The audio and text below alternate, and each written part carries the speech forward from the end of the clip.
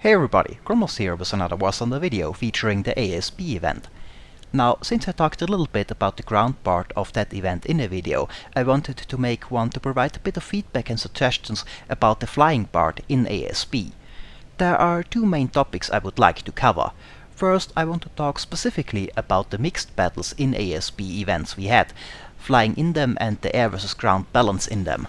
And the second thing I would like to discuss a little bit is the possibility of introducing ASB changes to the normal SB air battle events as well as Q, and what problems might have to be solved to make this happen.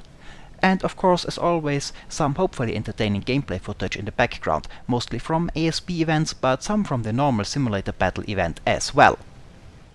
Well then, let's talk a little bit about the air versus ground balance in those mixed battle events we had so far. Now, I of course made videos talking about that back during the closed beta already, but since then a few major things have changed, not just the ASB changes. Now, one of the main issues during the mixed battles in the closed beta from the aircraft side of things was the extremely strong AI-controlled AA guns that surrounded all the maps during the closed beta. Those were extremely accurate and deadly and caused two big problems. First, it was simply frustrating to fly back then. Secondly, player-controlled AA vehicles as well as fighters were absolutely pointless, because the AI-controlled AA guns kept the sky clear anyway. A second big issue were the very short render distances for tanks when flying an aircraft. You could simply not see tanks if you were flying higher than a few hundred meters. Now, thankfully, those two primary concerns from the air side of things have since been fixed. The unnecessary AI guns are gone, and the render range of tanks from planes is much higher than it used to be.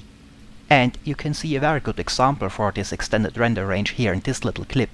Here I was circling the last friendly tank on my team, which was on the ground and capping at 1400 meters to protect him from approaching enemies.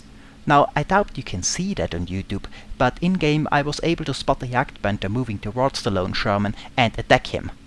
Now, those two small but important changes certainly made the mixed battles a lot more realistic and more fun to fly in compared to what we had during the closed beta. But with so many changes, I would like to take another look at how the balancing between air and ground works now and what issues might come up. Well, let's get one obvious big problem out of the way right away. In the last ASB event we sadly still had air spawns, and as everyone and the kitchen sink, including myself, have pointed out already, this needs to change. It is simulator battles after all. Planes should start on the runway. With an air spawn, planes can reach the tank spawns too soon, and it also makes it easier to abuse planes as suicide missiles. But this problem is supposedly being worked on. It seems changing this on the map is more complicated than I would think. Now, with the AI-controlled AA guns gone, air cover is up to the fighters and player-controlled AA vehicles. And so far I find that balance between ground attackers and AA vehicles works overall quite well. AA vehicles are quite dangerous to low-flying planes, and the higher a plane flies, the more difficult it gets to spot targets. The low-tier AA trucks are quite easy to take out with guns, but they are the lowest rank AA vehicles in the game, and the better armored AA tanks usually need rockets or bombs to destroy. But mixed battle ASB events are still somewhat new. I feel both pilots as well as AA gunners are still in the learning stage, so we will see what direction it might go in the future. From what I have seen so far, I would say that many ground attackers still have a tendency to fly too low and too slow and present too much of an easy target. On the other hand, at longer range, AA gunners seem to in general not give enough lead. I think both will change over time as players gain more experience, but so far I think it will balance out nicely for ground attackers versus AA vehicles. A small tip, by the way: if you want to improve your accuracy with an AA vehicle, it is a great idea to play in a custom battle with friends that can tell you by how much you have to adjust your lead. That helps to get a better feel for how much lead you need, especially in somewhat longer range. I think many will be surprised just how much you have to lead a flying target when it is a bit higher up. Now, while I think that the balance between air and AA is overall decent so far, I think there are a few problems, either already or potentially in the future. I already mentioned the air spawns, of course. The next real big issue in those mixed battles are, in my opinion, the capture points. Now, that is not a new problem. It was already one during the closed beta, and it is still one. The capture points we have in game modes in ASB currently are very small and extremely easy to see from altitude thanks to the big white circles. This makes bombing attacks on tanks in those cap circles way easier than they should be. You don't even have to see the target to know it is there, and that is just frustrating for the tanks. Now, in the long term, I would like the current game modes replaced with some that don't need capture circles at all, as the current domination game modes are just not very realistic and in my opinion are not all that well suited for simulator battles in general. They are arcade game modes. With air battles we already have more realistic scenarios for SB and realistic battles, like the Battle of Midway for example, or the Battle of the Bulge. I hope this will eventually be the case for ground and mixed battles as well. But I don't expect this to happen anytime soon. So in the short run, I think the cap points themselves need some changes to make it less easy to use them as big bullseyes. First of all, the big white circle is simply not necessary. The game tells you once you are inside the cap zone and you can see them on the map. The circle is not necessary, and I think it should be removed, so that the cap circles are not this easy to spot from the air. On top of that, I think that the cap points should only be on the tank map, not on the maps for aircraft, or at least be less accurate on the aircraft map. This is in my opinion the biggest balancing issue in mixed battles at the moment. Cap points are simply too easy to bomb. Now let's talk real quick about the effectiveness of bombs in mixed battles. I did a few tests with friends to get a feel for how close they have to be at the moment to do damage or to kill, and so far I found that there is a rather huge jump in effectiveness from 250 kilos and below, that's roughly 500 pounds for US planes, and 500 kilogram and above. 500 kilogram is roughly 1000 pound bombs. Now, of course you would expect quite a difference when the bomb is twice as heavy with twice the amount of high explosives, but the difference is even bigger than I would have expected. Now, 250 kilogram bombs need to hit pretty accurately to do damage or kill a tank. I think they are a bit weaker than they used to be during the closed beta. The 500 kilogram bombs, on the other hand, will completely destroy tanks from quite a distance away. They don't need to be very accurate at all and can easily kill multiple tanks. While it is of course somewhat difficult to figure out what the realistic effective kill range versus different tanks should be, as there isn't that much reliable data available, but from what I have seen so far I would say that the kill range of the 500 kilogram bomb is too much by quite a bit. I think that should be reduced. I am okay with the bomb doing damage at the range it does currently, but the kill circle is in my opinion too large and is just a bit too easy to get kills with those bombs on the Stuka for example. With smaller bombs I feel a bit different. The 250 kilogram and smaller need to be quite close to damage or destroy a tank, so you need to be quite accurate when using them. Now I think the kill range for the 250 kilogram bombs is okay. According to what I can find, they needed to be very close in reality as well to destroy a tank. However, I think the range at which they can do damage to, for example, Drex could be a bit larger. One thing that influences the effectiveness of bombs in the game versus tanks at the moment is the fact that unlike real bombs, the bombs in War Thunder will not dig into the ground. Even with delay fuses they will bounce off the ground and explode in the air, which will increase their effectiveness of course. So overall I would say bombs smaller than 500 kg are okay, but the kill range versus tanks of 500 kg and above is a bit too much in my opinion. Now, while we are talking about bombs, there is one balancing issue concerning level bombers I also want to talk about, even though we did not have them in ASB events. And that issue is about the bomb sight we have in War Thunder, and this is something I also have criticized before. War Thunder at the moment has a very simple to use and extremely accurate bomb sight for level bombers, which automatically takes your speed and your altitude into account. As long as you keep your plane somewhat steady, you can drop bombs from an altitude of several thousand meters with an accuracy that makes some laser-guided bombs jealous. I was never a big fan of that, and especially in simulator battle mode, this simply makes dropping bombs from level bombers too easy and unrealistic.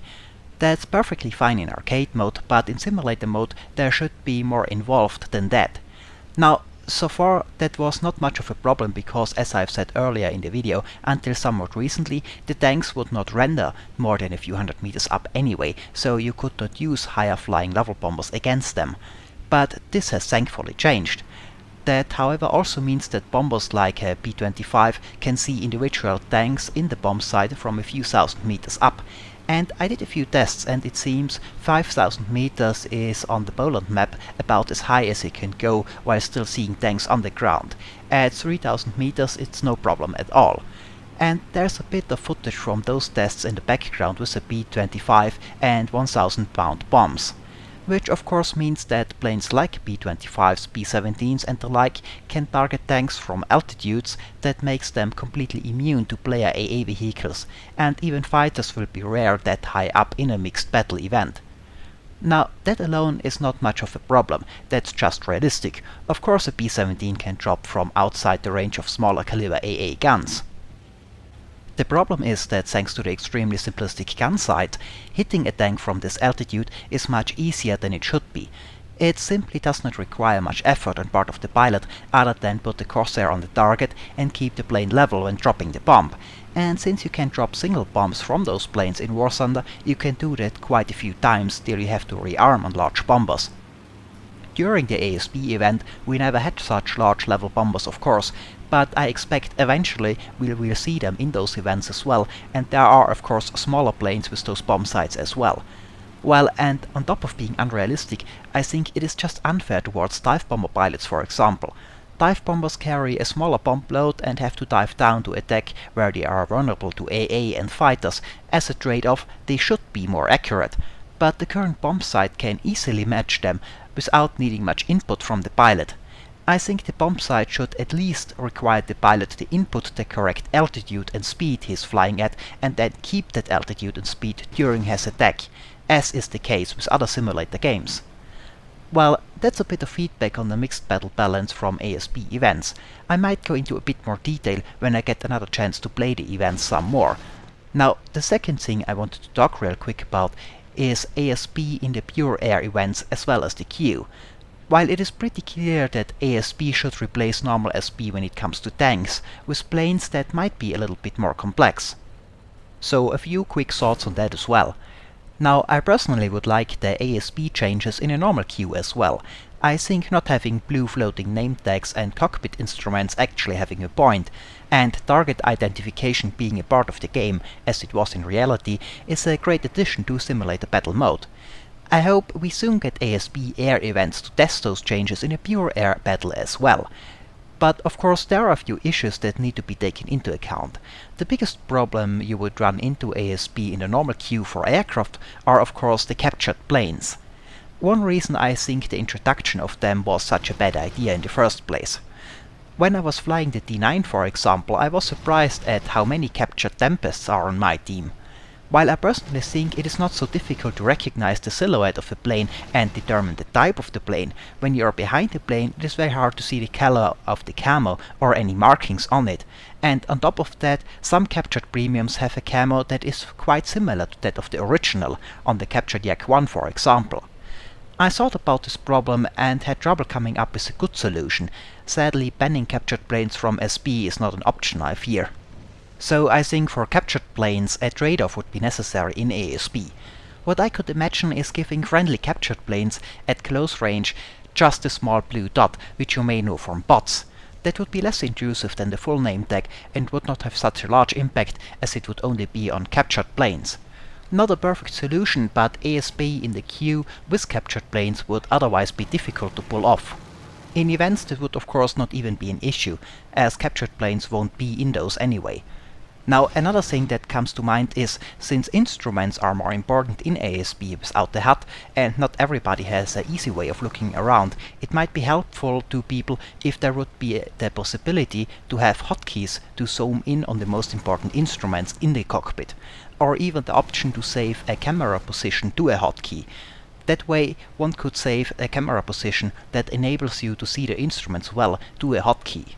Just something I thought about because I saw some complaints on the forum that some players have problems looking at the instruments in ASB.